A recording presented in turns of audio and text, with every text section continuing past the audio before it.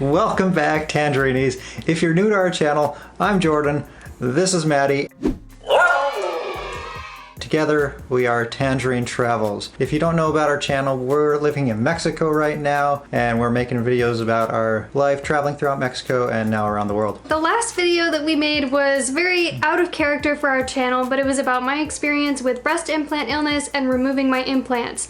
After making that video, we got so many requests to make a video on the whole experience of medical tourism in Mexico, getting plastic surgery done in Mexico, including the costs and what the facilities were like, the hospital, the surgeon that I chose, and everything in between. So that's what we're going to be talking about in today's video. I originally found my surgeon, Dr. Arturo Valdez, through the website breastimplantillness.com. He's in Cancun, which is about 30 minutes away from where we live right now. Yeah, so it was a really convenient place to start. I had my fingers crossed from the beginning that he would be the surgeon for me because so close that wouldn't involve flying or anything like that to a different place. So before I set up an initial consultation with him, I found other women who had used him online from reviews and also this Facebook group that I'm a part of. So checked in with other people to see how happy they were with using him, and all systems were a go. I was getting thumbs up from everyone, so we set up the initial consultation. First, we're going to dive into the cost behind all of this. That was a huge question that many people had. How much did it cost in Mexico versus what it would have cost in the United States? So we'll dive into this first, and then later we're going to talk about the experience, what I thought of the facilities, and the surgery itself, recovery, and like kind of the in-between, the process details. So, cost.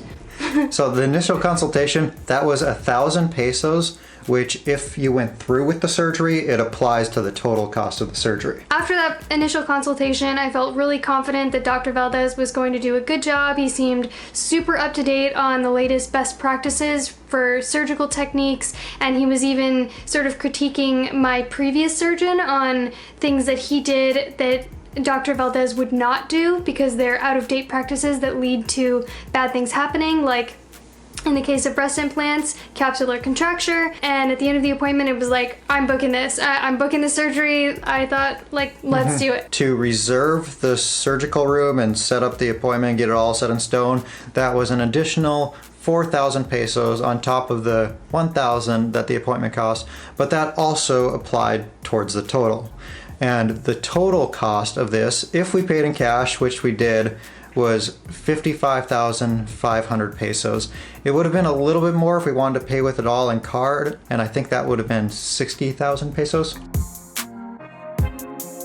So that cost 55,500 pesos, included the pre-op appointment, all post-op appointments, the surgery itself, a hospital stay, everything to do with the surgery in the hospital. What it did not include was transportation, a surgical bra, or like the post-surgery bra, any of the medications, blood work, or any of the like extra things that I might have wanted to buy, like arnica gel. Since we live here, that's what we did, but I believe they also have a setup if you don't live there where it includes everything. Yeah, so I think there's something called My Medical Vacations, which is basically like the actual medical tourism side that they have, where they set you up in a hotel room and they would like really set all of it up for you. But let's compare this to what it would have cost. So it was 55,500 pesos, and if you wanted to get that done in Arizona, on that website you mentioned earlier, they have a list of all the approved surgeons for this, and I think the cheapest surgeon is $6,000 US in Arizona, and that goes up to about $9,000. And this is just talking about for this particular surgery, which is an bloc capsulectomy. It does not include the cost for a lift or any other modifications besides taking the implant plus its capsule out.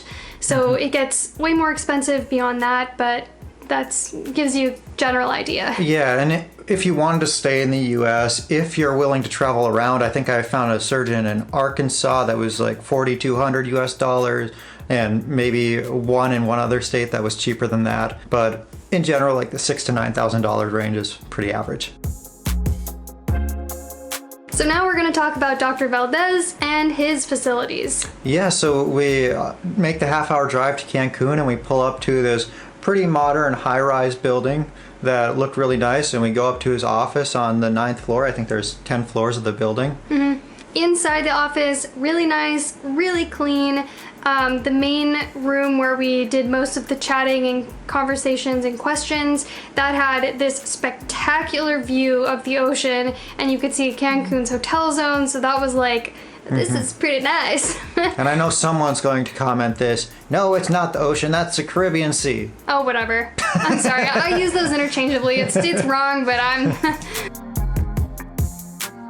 Like I said before, I felt really good about Dr. Valdez being my surgeon. He seemed to know exactly what he was doing and talk very confidently. Also, he was communicating with us in English, which was really nice. Also, his receptionist spoke English, so that was great. And I was able to communicate before and after the appointments via WhatsApp, so that was super convenient. Any additional questions that I had or concerns that came up, I could just text it right over and I got an answer really quick. And then after that initial consultation, then you had to get some blood work done before the surgery. So we went to a different facility for that, like similar to how you would in the US. You would go get your labs done somewhere that's generally outside of your GP. The cost of the labs and all the prescriptions you got, those two totaled about 2,400 pesos. The process for that was really easy as well. Then we took those back to the official pre-op appointment. They looked over everything. For me, all was good. Nothing crazy came up in the blood work, so that was awesome. I was pretty stressed about that, thinking like maybe the surgery wouldn't be able to move forward because there was some like underlying blood issue. Yeah, the reason he wanted the blood work was to make sure you were healthy and everything, all the numbers looked good to go ahead and proceed with the surgery. Then they gave me a few additional instructions for before the surgery, like when to arrive, when to stop eating, and like kind of your typical pre-op spiel that you get. And that was about it. Then everything was good to go for the surgery. Oh, thanks for the kiss. You can't get up on the bed. You were annoying in the last video. I'm sorry. This is Alaska down here. Go to your spot. Nope, not on the bed. Come here. Come here. Good girl. We have to do this so you don't hear her tap dancing the whole time. Stay. No, don't jump up there. No, Nope. stay. Okay, I know you want to be in the video. No, Nope, no. stay. Lay down. Lay down. Lay down. Lay down or sit down. Okay, Good girl. good girl, Alaska. Next, we're going to be talking about the hospital and my experience with surgery before and after, and the one day I spent in the hospital. I mean, there's some good things and there's some not so good things about this hospital. Yeah, so just a tiny disclaimer here, my negative feelings, or our negative feelings about the hospital and the experience there do not reflect on Dr. Valdez as a surgeon. I still feel totally confident in my decision to go with him, and he's a very skilled surgeon, so nothing bad on him, but there were some things that were not so great about the hospital. We've had a couple of experiences in the past visiting doctors in emergency rooms in Mexico, and we'll link to all these at the end of this video, so if you're curious to check them out. But we get to the hospital and it looks pretty nice, pretty decent facilities, nice clean waiting room. Yeah, it was totally clean, smelled like nothing, meaning there weren't any bad odors or smell. anything. It was kind of annoying though. They told us to get there at 6 a.m. and although there were people at the hospital, no one came to like bring us to the room or anything until an hour later. Yeah, so we were told to get there at 6, the surgery was going to be at 8, so then the 2 hours would be like prepping all the prep work before the surgery. When we were finally taken back to the hospital room to get situated, eventually someone came in, gave me a hospital gown to change out of my clothes and put that on. Then later Dr. Valdez came in to do like the pre-op sketchings on me. Like he had to mark different things, like where the crease of the breast is and where the muscles are and different things like that. Then after, someone came in to take down my food allergies. I'm allergic to gluten, sesame seeds, onions, and peas, so I told them all of that, very serious food allergies. And eventually an IV was put into my arm. And the anesthesiologist came in, asked you if you were allergic to any medications, and I do remember feeling a little bit worried because I knew like penicillin translates pretty much to penicillin in Spanish, but I'm also allergic to sulfa, and I didn't know what that is in Spanish. It's sulfas, as it turns out, but it took 3 people before we could finally figure out what the translation was. So it was like, this doesn't make me feel very good about not getting sulfa accidentally or something. Should we talk about the room that you were staying in? Okay, yeah, the room. This is maybe one of my biggest grievances with the hospital. I noticed, well, okay, so just to give you a picture of what's going on. This is in Cancun, this is in the Riviera Maya, where it's super humid every single day. It's right by the Ocean? Ocean? Sea? Sea. So it's humid. I mean, it's very easy for mold to grow because that's the environment that mold likes. Well, we noticed that there was some mold growing on the wall of the hospital room. The one we're showing you here in the video is not the exact room we were in. We later went back to the hospital and we got footage of a different room, but the layout was the same. But yeah, so we saw mold on the wall, and that was like really unsettling because mold spreads very easily through the air, and especially when there's open wounds involved, like the last thing I need is to get like black mold poisoning or something. Yeah, I mean, there's lots of mold on the construction here. Lots of buildings have it. But in a hospital, I feel like you really got to do something about that. Yeah, and it's not like we were like walking around with like magnifying glasses looking for this, so it's very obvious to notice that. And then we opened the bathroom, and oh my gosh, Oh, like that smelled so the bad. worst mold and mildew smell I've ever smelled in my whole life. I could barely go in there. Like, we had to leave the door closed, and I went to the bathroom, and it was like, I'm gonna die. Like, I think I'm gonna die. It was really, really bad. So that's not a very good environment to be in for after surgery. Overall, besides that fact, I thought it was fairly nice. They had a nice TV in there with Netflix and... Oh yeah, smart TV. They had an air conditioning unit, which I personally feel never actually cooled the room off. It was really muggy and warm in there for me. I know this because at the end of the day I got up and I was like sitting in a puddle of sweat. Like I was really hot in there, so Yeah. TMI, I'm sorry. But after they put the IV in you and all, the doctor came in, the anesthesiologist came in, then they wheeled you off to surgery, and I didn't see you for another 6 hours.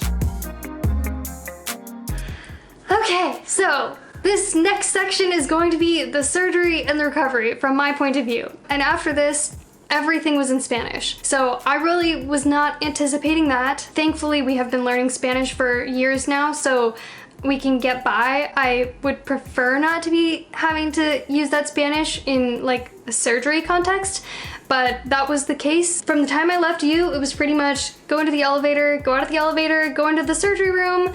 I was given the anesthesia, and again, I was like so terrified. I just remember like going to sleep from the anesthesia with people jabbering all around me in Spanish and feeling like you would expect before surgery. I did not want to do it, but... And they didn't give you anything to calm you down that I know of. They might have said that they gave me something like that, but the only person in the room before Dr. Valdez got there, which I wasn't actually awake when he was in the room, was the anesthesiologist. She might have given me something like that. And she spoke English. Yes, she spoke perfect English. So I guess I lied when I said there was no English happening. Very few words, and then that was it. I was out. Next thing I know, I'm waking up in the recovery area, which is just kind of in the same like corridor, just a few doors down from surgery. Yeah, they said the surgery was going to take 2 to 3 hours. By my timing, I think it took 3 hours and 45 minutes. So significantly longer than they said it was going to take, unless they got started way later than I'm aware of. Which I think actually is a testament to Dr. Valdez and his meticulousness, because one of the big factors of this surgery is getting all of the scar tissue out that formed around the breast implant. Sometimes that can take a lot of extra effort to like really get in there and get it all out. And he did say that the scar capsule extended up into my armpit because that's how they were originally inserted. So I imagine that probably added a lot of extra time to it. And it sounded like that's pretty unusual to have the scar capsule go all the way up there. Mm-hmm. Yeah, that probably explained a lot of my pain and a lot of my soreness after the surgery. So after the surgery, you were in the recovery room, which is a separate area. Again, I'm not allowed in the surgery room or the recovery room, so I'm just sitting in the initial room waiting for you to come back, but you were in the recovery room for another 2 hours. Yeah, it wasn't a private room or anything. It was, I had a view of the same doors that I came into to go into the surgery room, so that's why I said it's kind of in the same corridor. But I woke up, I was uncontrollably shivering for at least an hour. I just felt so cold. There were bright lights on. Like, it wasn't until another woman came into the recovery area that they were like, oh, would you like the lights off? They're really bright. And it's like, thank you, yes. That would be great. But they never brought me a blanket or anything.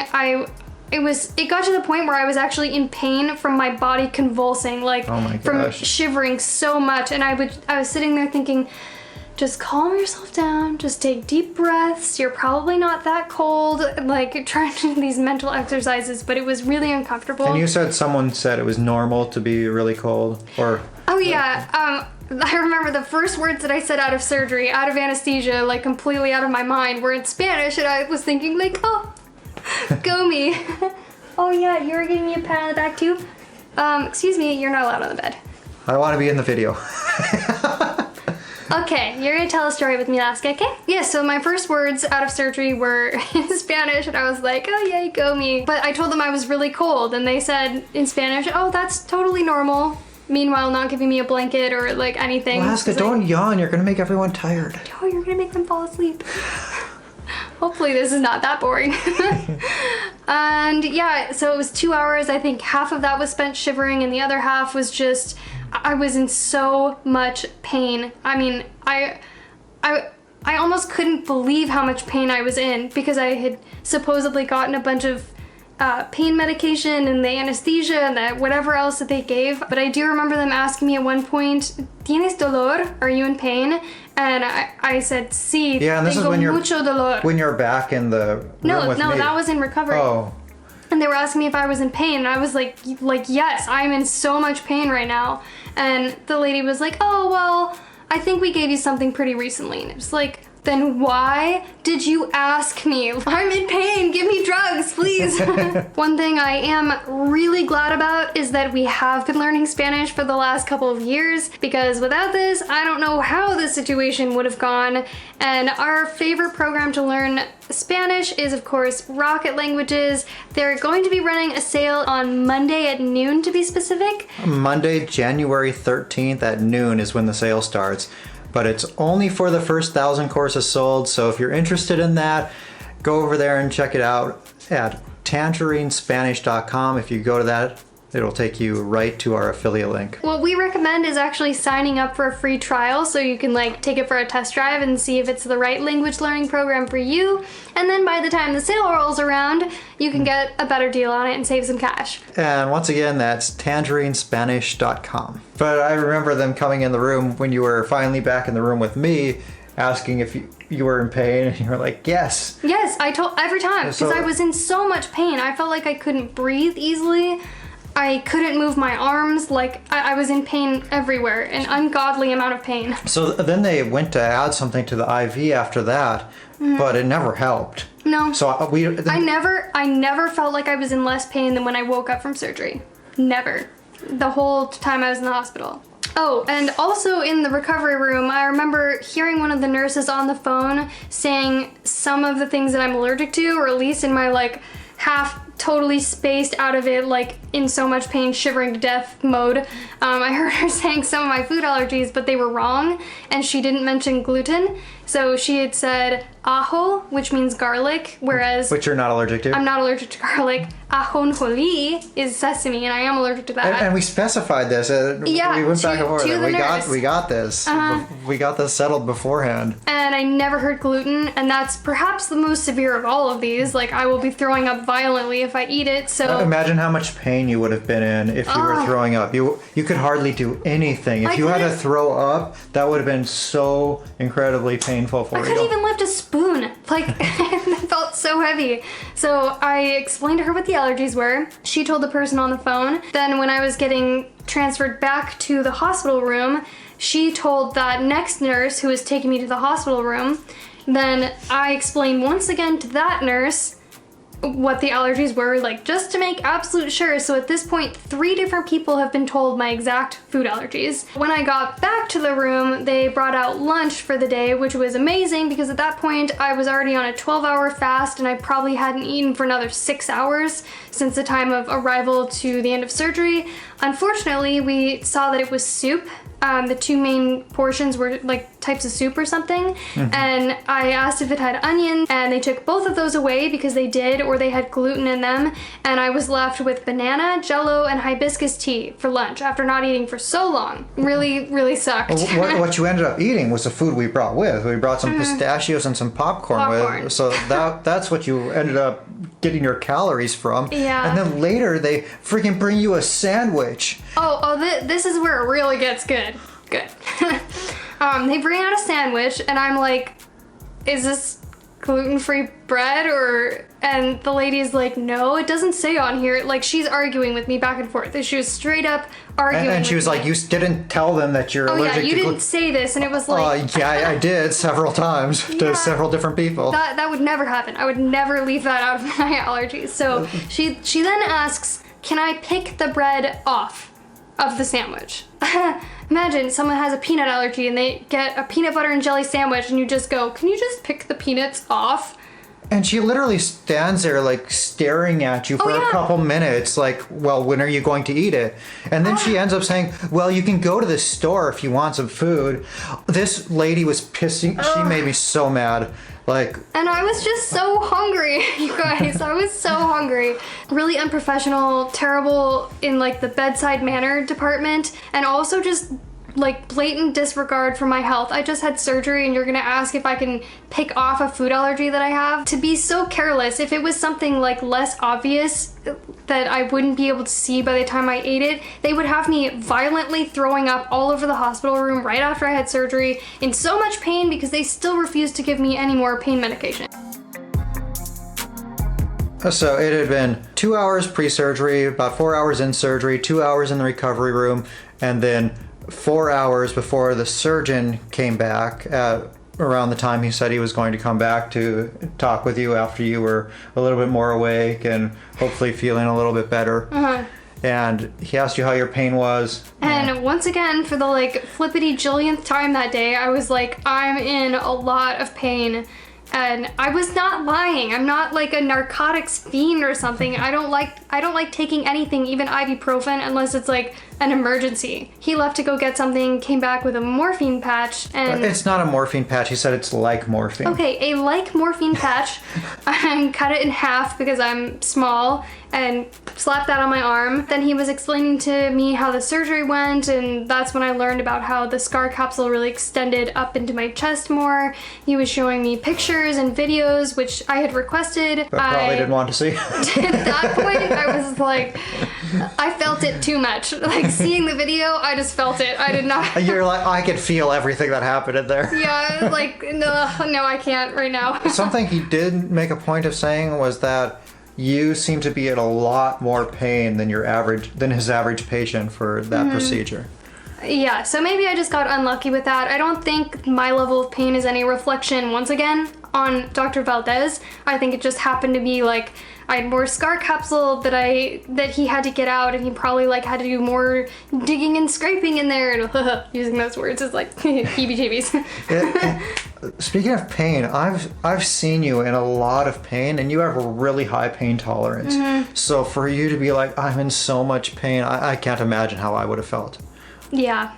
That about sums it up. So Dr. Valdez said that patch wasn't going to kick in for another couple of hours, so we did stay in the hospital, I believe, for a little bit longer until I felt like something was happening.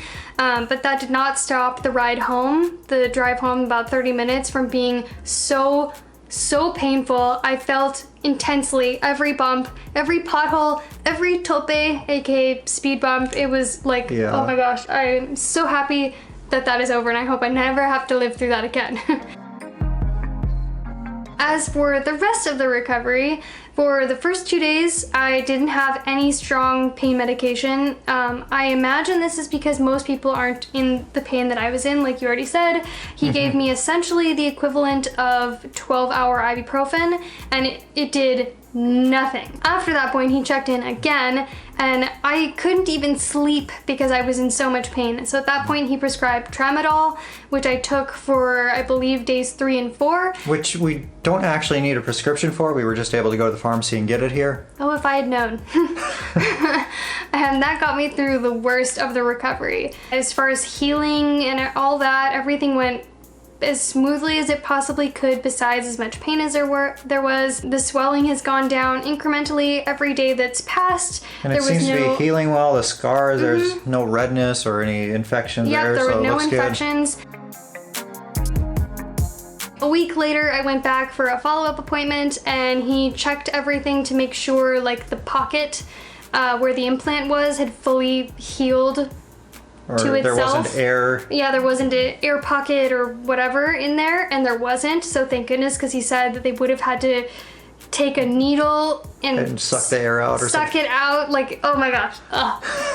Hallelujah, that did not have to happen to me. And now coming up, you're going to have a 1-month appointment.